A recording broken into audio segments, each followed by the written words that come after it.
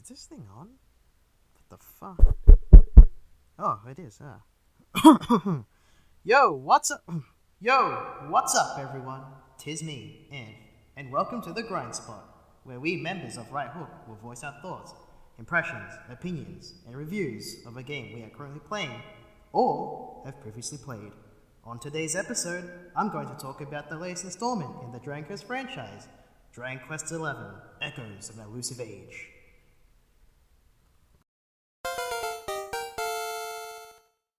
Dragon Quest XI is a Japanese role-playing game. Oh my god.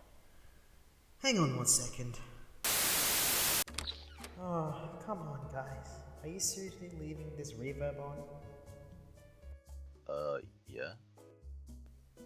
Really? Really, boy? Are you doing this to me right now? Oh, just please turn it off. I sound like some almighty idiot in the sky. Fucking asshole.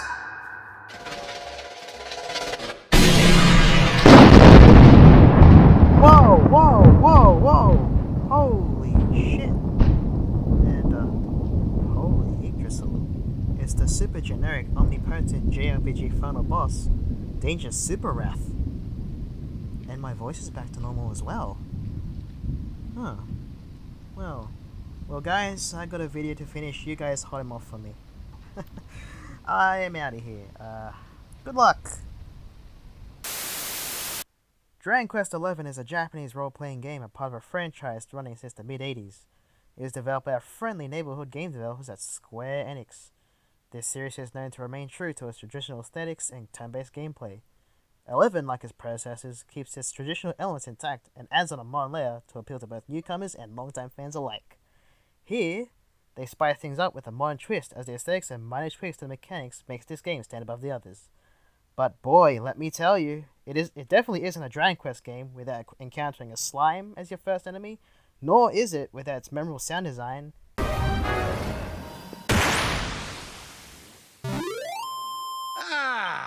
Not bad at all.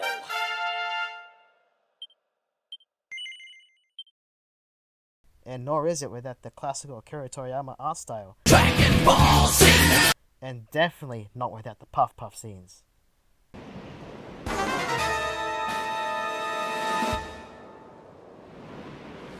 Time to take the plunge, darling. 3, 2, 1. Puff, puff!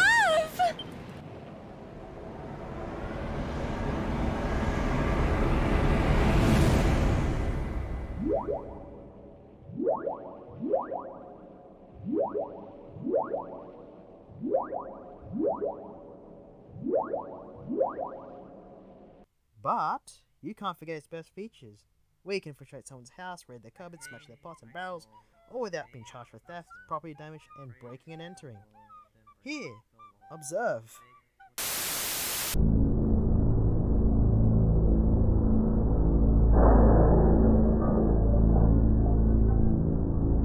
Yeah, you know that saying the cool kids have been spewing out these days, right?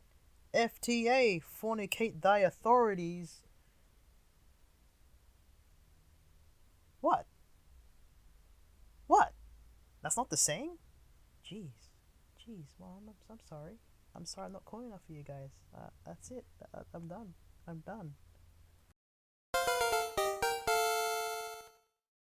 Alright, let's get down to the oily mechanical bits. As stated prior, Dragon Quest retains its traditions, and gameplay is most definitely on that list. Influenced by both Ultimate and Wizardry, Yuji Horii went on to combine certain aspects from the both of them, resulting in the genre-defying JRPG Dragon Quest, also known as Dragon Warrior in North America until 2005. But I'm not here to talk about its history, I'm here to talk about the gameplay of Dragon Quest XI. The battle system in 11, unlike games prior, is a lot more instantaneous in action, rather than selecting every party member's actions prior to initiating your turn. Basically, just think the press turn battle system from Shin Megami Tensei / the Persona series in a more simplified form. Or, if you're not familiar with that, just think Final Fantasy X's conditional turn-based battle system in a more simplified and knuckled down form. It evolves in agility stat anyway. Well, this doesn't mean they haven't added anything to the combat, since just like the 8th and 9th game, with its own tension and coup de grace mechanics respectively, it evolves the combat a little with its own mechanic called pepping up or pep powers. Yeah, I know what you're thinking. It sounds like a sugar brand, and it also sounds kinda lame, but it's actually quite helpful, as the pep status itself is similar to the likes of Final Fantasy IX's trance mode, where it boosts the character's stats and allows use of powerful abilities in exchange for getting your ass kicked a little.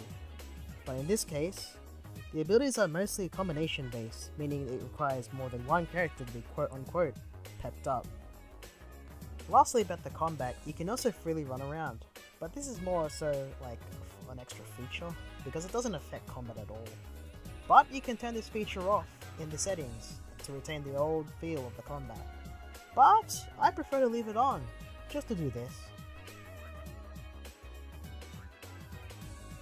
Character building involves a board of tiles that contains stat boosts and unlockable abilities to use in combat.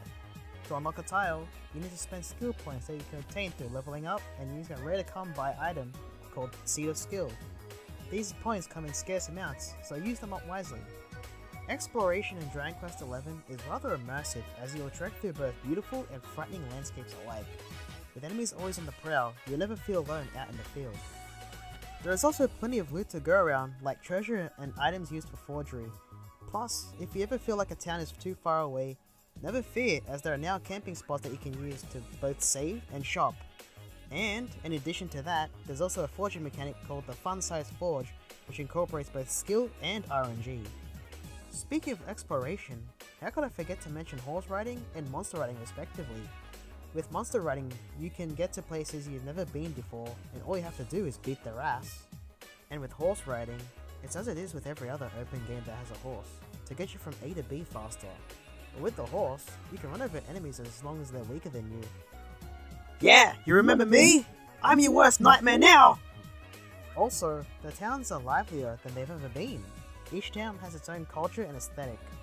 From Spanish to French, from islanders to Asians, people that speak in haiku and people that speak in rhymes, it certainly makes the world alive.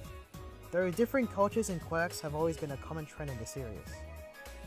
But outside of the main gameplay and aesthetics, there are plenty of minigames to participate in, like horse racing, slots, and poker.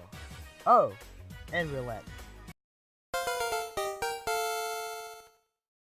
I'm about to tell you the story of Dragon Quest XI, which is the story of... Insert name here. An orphan prince and a reincarnation of the Luminary, a legendary hero from the Age of Heroes. With his parents dead and his kingdom left in shambles, insert name here was adopted within the village hidden in the mountains, where he grew up to be a warrior in the making. As destiny that surrounds insert name here unfolds, he leaves the village and makes his way to the lively kingdom of Heliodor to meet the king, only to be accused of the Darkspawn and branded a threat to the world. Insert name here gets thrown into the dungeons where he meets some Super Saiyan blue thief named Eric, and proceeds to escape through the sewers and meet more ragtag bunch of misfits, thus kickstarting your journey into complete overdrive to save the world. That's just a short and poor summary of the story. I'm not going to go any further, and I'm not going to introduce the characters because I want you all to experience meeting and getting to know them for the first time.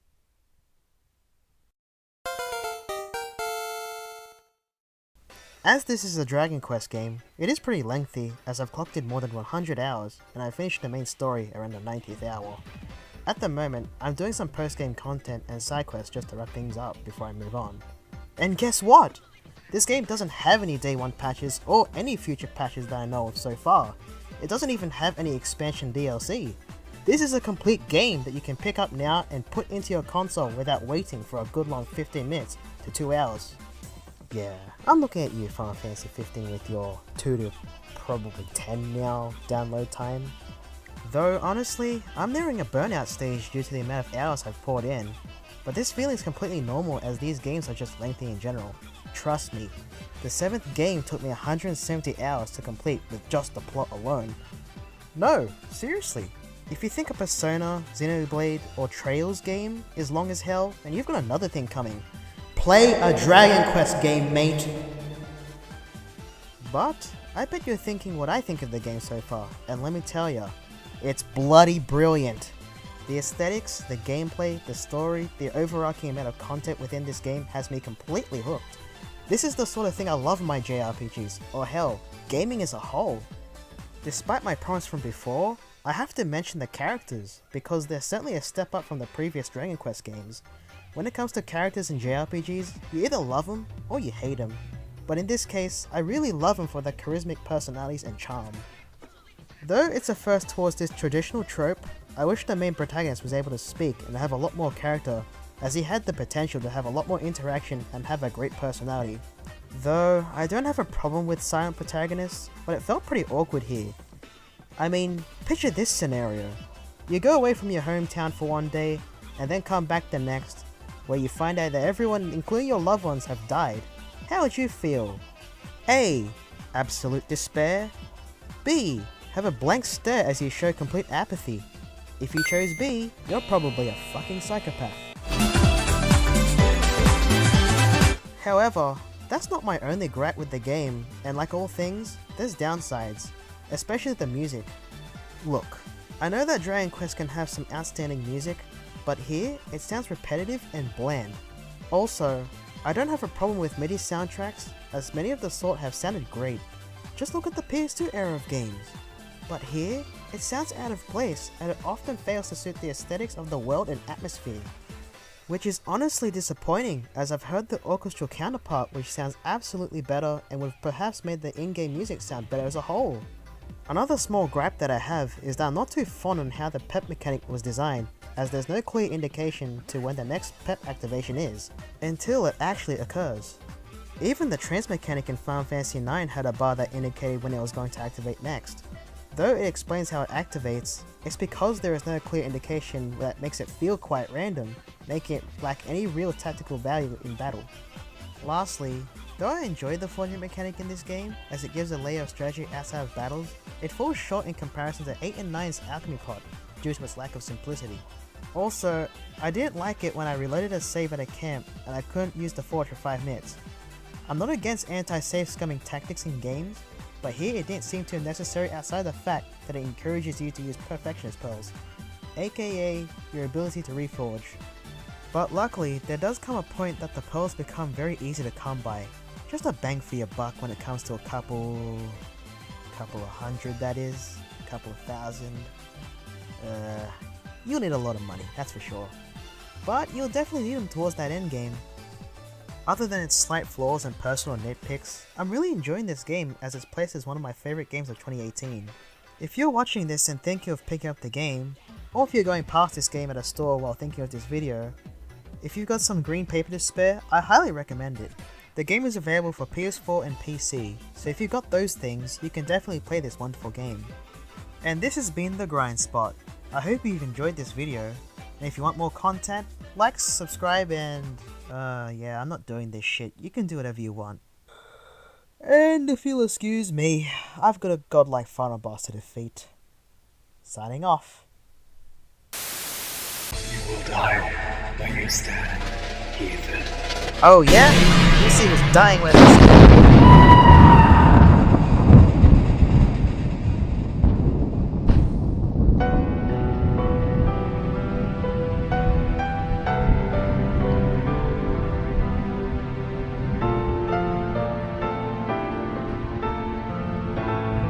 I need healing.